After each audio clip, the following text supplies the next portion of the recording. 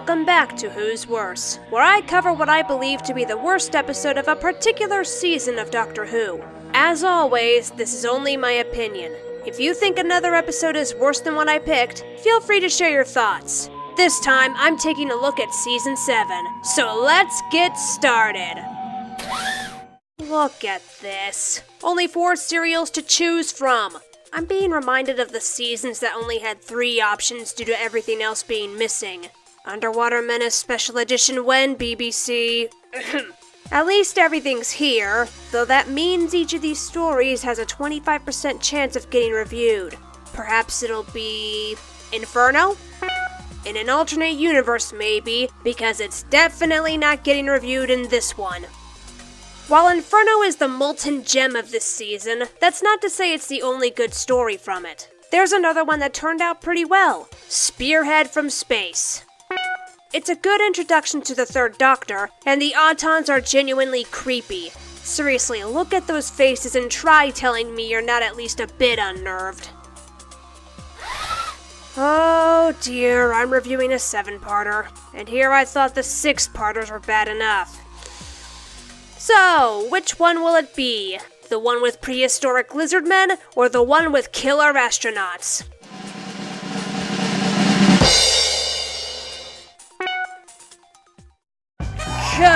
Congratulations, you sleepy creatures!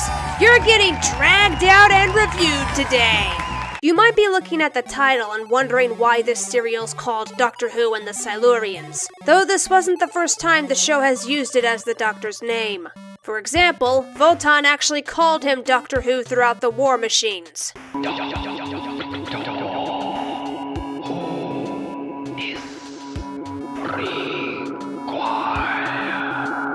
However, this was the first time the actual name of a serial gave him that name. This can be blamed on how they wrote production paperwork back then.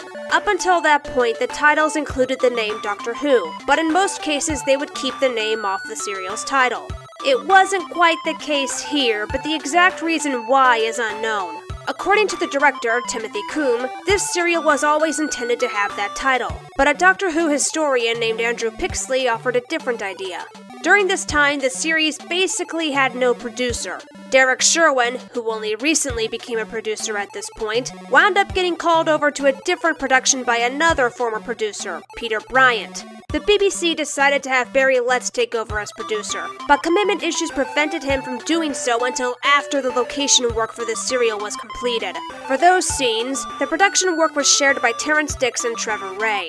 As the rehearsal scripts were only called the Silurians, Pixley theorized that Timothy Coombe, since this was his first serial as a director, wasn't aware of how the episodes were typically titled and gave this story its proper title. Whatever the case, this led to the paperwork no longer having Doctor Who in their titles. So already, this serial's a bit of a black sheep this season due to its title, but can it prevent itself from becoming a prehistoric train wreck? Let's find out as I explore Doctor Who and the Silurians. And hopefully that will be the last time I have to call the Doctor Doctor Who. We open on some spelunkers exploring a cave, and they're immediately attacked by a monster. Damn, that was quick. But enough about the terrifying beast and the horrified spelunkers. Let's see the Doctor trying to fix his car. The woman trying to talk to him is Liz Shaw, his companion of sorts during this season. I absolutely adore Liz. She's snarky, resourceful, and looks more badass than she seems. Hell, I liked her so much, she became my favorite female companion. Sorry, Barbara. Sadly, due to Barry Letts not renewing Caroline John's contract, this is her only season. Anyhow, the Brigadiers sent for the Doctor and Liz to attend a meeting in an atomic research center in Wenley Moor. Here we meet Dr. Lawrence, Dr. Quinn, and Major Baker, some of the other important players in this serial. It turns out that UNIT was brought in to investigate some unexplained mental breakdowns and power outages. Alright, some mental trauma, I'm liking that. You're not proposing to dismantle a piece of equipment worth £15 million. Well, it's not worth 15 million pins if it doesn't work, is it? You can tell that they're gonna get along just fine.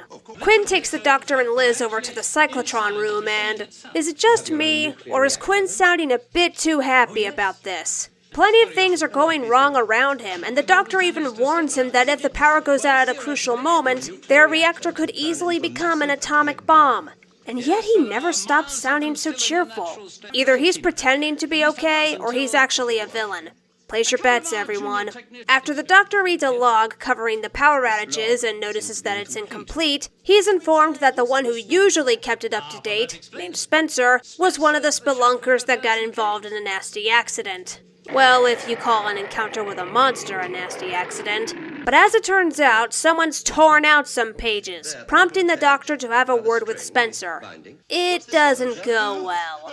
It's all right, chap, it's all right. Alright, did you place your bets on what Quinn's behavior meant? Good. If you said that he's a villain, then congratulations! Either you saw this coming a mile away, or you looked up the synopsis. Dr. Lawrence comes in and discusses some matters with Quinn. I'd like to include some of these supplementary tests. Have our schedule fall even further behind? With UNIT looking over our shoulder? No, I don't think so. Oh, you're gonna be one of those characters, huh? Someone who throws safety to the wind because they have a schedule to keep. The sad part is, there's another character in this season who acts the exact same way. So surprise! There's another power outage and a mental breakdown! At least the doctor manages to get things back under control. Later on, he and Liz discuss the breakdowns, revealing that everyone who cracked worked in the cyclotron room at some point. Not even Liz was immune to its effects. But even I felt odd while I was there. Really? In what way? A feeling of oppression, almost terror. That's actually kind of horrifying. I want it. Give me a story like this, please. Oh, okay, I'll get back on track. With everything he's seen, including a report on the spelunker that died, the doctor decides to investigate the caves. It doesn't take long before he finds something.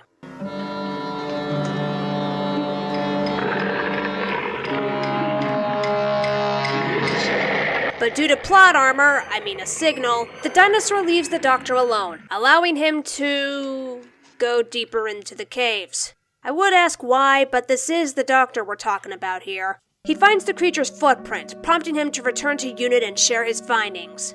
Subterranean Loch Ness monster. Very helpful. So you don't believe me? Oh, I believe you saw something. The question is what? Brigadier, my buddy. You've dealt with the Yeti, Cybermen, and Autons in the past. How are dinosaurs living underground hard for you to believe?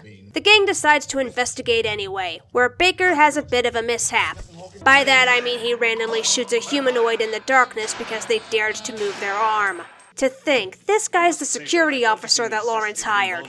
For his foolishness, he gets attacked, but because he still has a part to play in this story, he's spared. Though him shooting the creature does have some consequences, it reaches the surface and crashes in a barn for the night. Oh, but that's not all, my friends. I'll get to the rest of the ramifications eventually.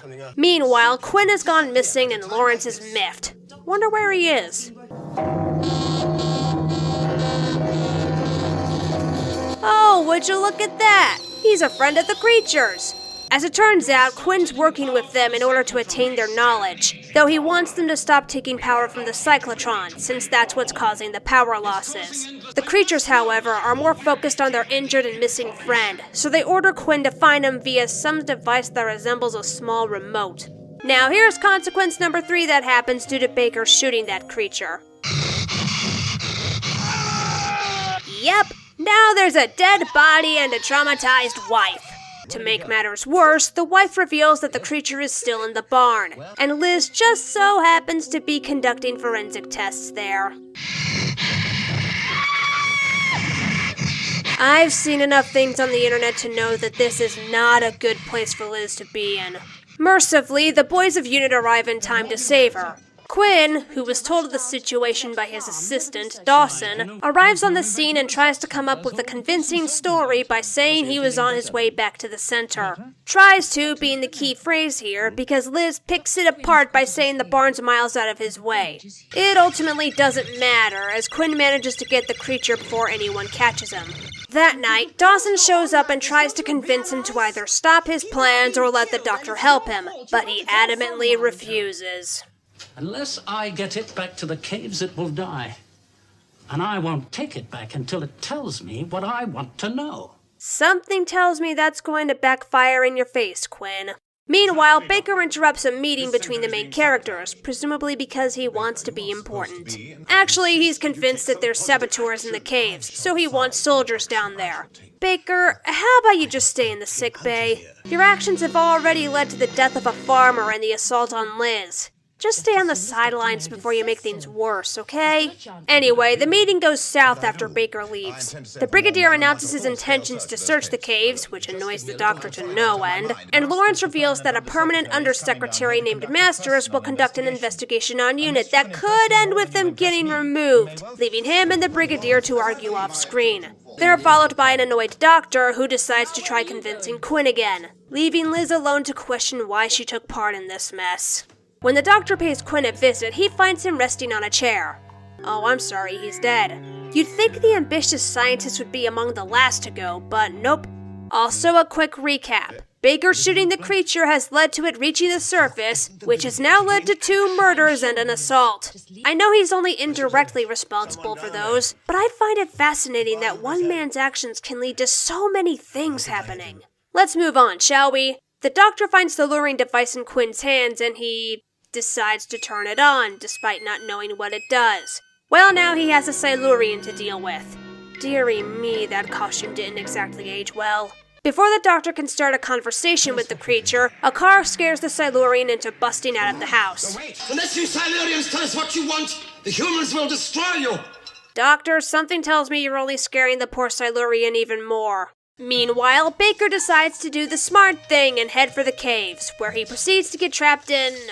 I have no idea what that is. Unless there's really sticky mud in there, I don't think that's water. Tar, perhaps? Here I go again, getting too curious about a minor detail. Anyway, he gets his ass knocked out after opening fire on the Silurians. God damn it, Baker, why couldn't you just leave things alone?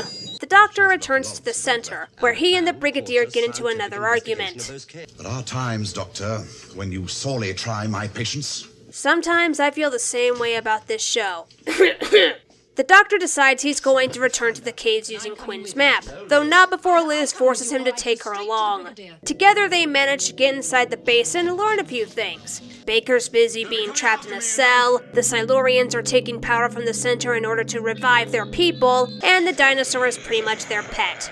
After dealing with yet another power loss, Lawrence talks to Masters about what's happened, where we learned that if the center was shut down, Lawrence's career would be in shambles.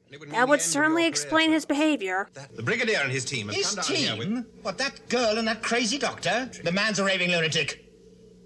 He's insolent, he's impertinent. He shows no respect for my authority. Ah, Dr. Lawrence. I had a feeling you were talking about me. Care to repeat yourself? The Doctor and Liz proceed to explain their findings to the group, and it seems that the Doctor's going to convince them to let him talk to the Silurians. Well, so far they've only attacked in self-defense. At least let's give them the benefit of the doubt. Miss Dawson, where on earth have you been? And you can tell by his face that his hopes just crashed and burned. Dawson tells everyone that Quinn was murdered by a Silurian, something the Doctor neglected to tell everyone but Liz. This forces him to head back to the caves to warn them of the humans' arrival.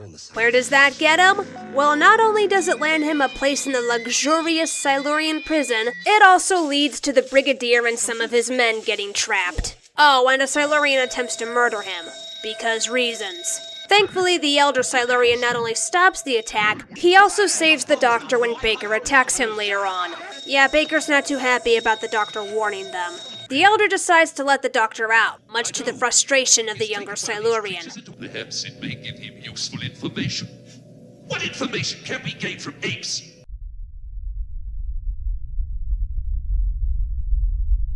Oh, here we go again. Another serial where a xenophobic entity is the villain. Look, I hated this crap when I watched the censor rights. There's no way in hell I'm going to tolerate it here. Never mind what your doctor wants. He's done enough damage. Mr. Masters, can't you see you've got to get more troops and destroy these monsters? Then again, the humans aren't much better.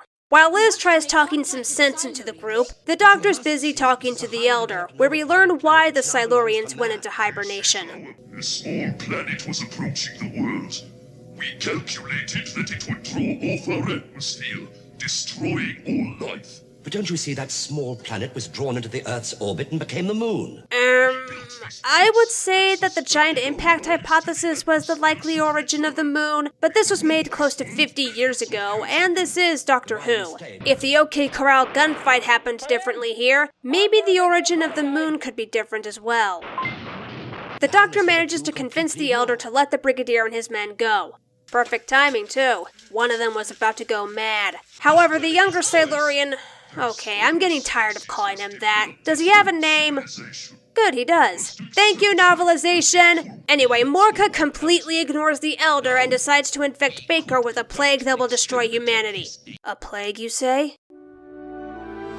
Shh, not yet. The Elder discovers Morka's plot and gives the Doctor a sample of the bacterium in the hopes of developing a cure. Unfortunately, this proves to be the last thing he does.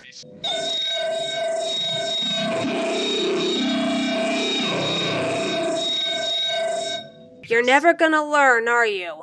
You're just gonna preach about how humans are apes that must be destroyed. At the center, Baker and the Doctor return, and the latter asks the former to reveal his wrist. Oh, yes! Yes!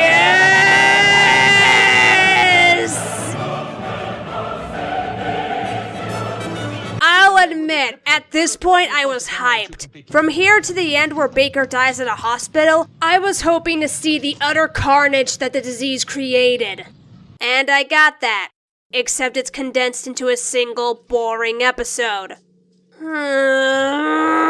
If there's one thing that's worse than a bad episode, it's a boring one. At least I can try to make something funny out of a bad episode. What am I supposed to do about a boring one?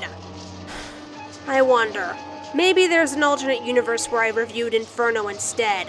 How's that version of me doing?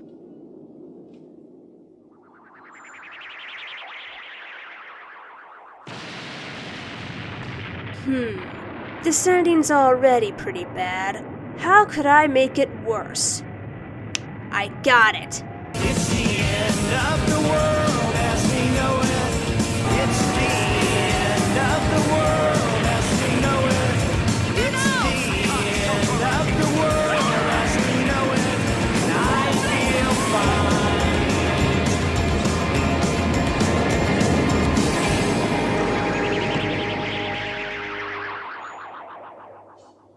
That's absurd. Maybe she's doing okay.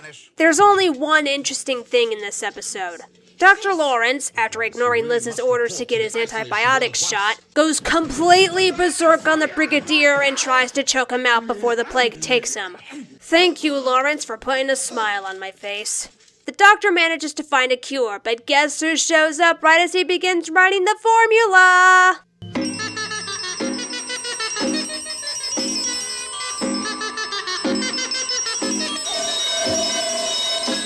For context, the two Silurians went to a section of their base that was the closest to the center, and it just so happened to lead right outside the Doctor's lab.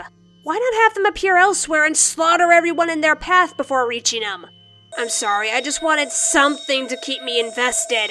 So rather than kill the Doctor right then and there, they instead kidnap him, haphazardly fixing the wall in the process. Despite their efforts, however, Liz is able to relay the cure's formula, effectively ruining their plans. In response, they decide to force the Doctor to help them wipe out humanity. How do they plan on doing this? By using a machine that, when powered by the cyclotron, will destroy the Van Allen belt, giving humanity no protection against the sun.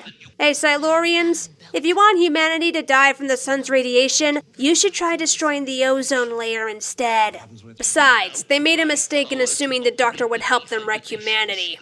When I tell you, lower all the rods in at once. Doctor. Liz, I know what I'm doing. Please do as I say.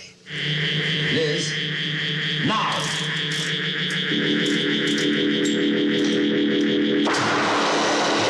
So with their machine destroyed, the Silurians decide to return to their hibernation chambers, assuming that the humans will die from the impending explosion. You better get out of here at once. We can't. Why not? They've jammed the lift. There's no way out. Oh right, the power went out earlier and shut down the elevator. Whoops. In probably the only sympathetic moment he has, Morka decides to remain active while everyone else goes into hibernation, since the mechanism for the machine is defective. I have set the controls to revive us in 50 years from now. When our people revive, you will be the leader. Oh, that's awfully nice of you. A shame that it's too late for him to garner sympathy from me. Meanwhile, the Doctor struggles to keep the place from blowing up, but nothing seems to work. However, he has one last trick up his sleeve. Yes, I know. I'll try fusing the control of the neutron flow. Oh, he said it! Wait, what do you mean that's not the line? Anyway, he manages to fix the reactor, allowing him to visit the Silurians one last time. 3 guesses as to what Morka does upon seeing him. Then the others must be revived at once. But first, I shall kill you. Thankfully, the Brigadier saves the Doctor before he's killed. And just what do you think you're doing down here? I'm trying to find out how this hibernation unit works. I must know if we're going to revive them again. Revive them? Doctor, I love you, man, but that is a dumb idea. They're likely to shoot you the moment they wake up, especially since they think the center's a radioactive wasteland right now. There's a wealth of scientific knowledge down here, Brigadier. And I can't wait to get started on it. And furthermore, that same ambition got Quinn killed not too long ago. Sure, the Doctor can regenerate, but don't forget that regenerating would result in the death of the third Doctor's personality. So yeah, in a sense, he would still die. So since the Doctor won't see reason, the Brigadier decides that there's one course of action left to take. Give them time to get clear, and then set off those explosive charges. I want that Silurian base sealed permanently. And before Morka can bring the rest of his kin back to life, the charges explode, killing the Silurians. Unfortunately, the Doctor happens to witness this destruction. The government were frightened. They just couldn't take the risk. That's murder. Doctor! The Silurians tried to wipe out humanity twice, and one even murdered the Elder for daring to have a different point of view. They showed no signs of giving up on killing humanity. Hell, just listen to Morka here. See that the apes are destroyed. I know, it sucks that the diplomatic option failed, but I cannot blame the Brigadier for what he did at all. And so the story ends with the Doctor and Liz somberly driving away from the explosion. If it makes the Doctor feel any better, the Silurians come back at some point. But I've heard that Warriors of the Deep is rubbish, so I don't know if that's a good thing. Anyhow, that was Doctor Who and the Silurians, and compared to the other 3 stories from this season, it was boring. It started off alright, but by the time episode 4 came around, I was losing interest. Sure, it attempted to pull me back with that plague subplot, but it ultimately failed to keep me invested in the story. And I hate having to say that, considering how much I love plagues. The biggest issue I have with this serial is that it drags for way too long. There were several parts that should have been cut out or reworked, but the biggest offender was, well, the plague subplot. Oh, my heart is sinking right now. It felt like it was shoved in just to make the serial last longer, when really it was better off being a 4-parter, maybe a 6-parter. Though that's a pretty big maybe. Another thing that didn't help was that this serial seemed familiar. Not in the sense that I had watched it before, but I had seen it somewhere else. And then it came to me. It's the third Doctor's version of the Sensorites. Think about it. The Doctor and his friends encounter an unknown species. Something involving said species is making people go mad. One member is particularly hateful towards the group. They kill a more peaceful member in order to get their way. Somewhere along the way, an illness is involved. Things don't end well for the hateful member and their cohorts. There are several differences, of course, but I couldn't shake that feeling as I watched the story. Is it a bad thing? Not necessarily, but it was a bit distracting. Though I will say, I do appreciate the serial's attempt at moral ambiguity between the humans and the Silurians. Neither side is really right or wrong. After all, the Silurians dominated the planet before they entered hibernation. Who's to say they're wrong for wanting to take it back? Yet the humans who took over while the Silurians slept have just as much of a right to rule as they do. It makes the ending more somber, because earlier a peaceful solution was possible. But because both sides were too focused on destroying each other, peace became an impossibility, leaving the destruction of one group as the only solution. God damn it, I made myself sad. Overall, it's a serial that has its moments, but it overstays its welcome. I'll admit, Season 7 as a whole wasn't bad, but the rules dictate that I review the worst story, even when all of them were, at the very least, decent. I would say this is easily the best story I've reviewed. Would I rewatch it anytime soon? No! That's all for this episode. Next time I'll review what I thought was the worst story of Season 8. Will it feature the return of the Autons, the TARDIS's comeback, or demonic aliens? Regardless of what I review, I'll finally get a chance to talk about the Doctor's ultimate arch-nemesis, the Master.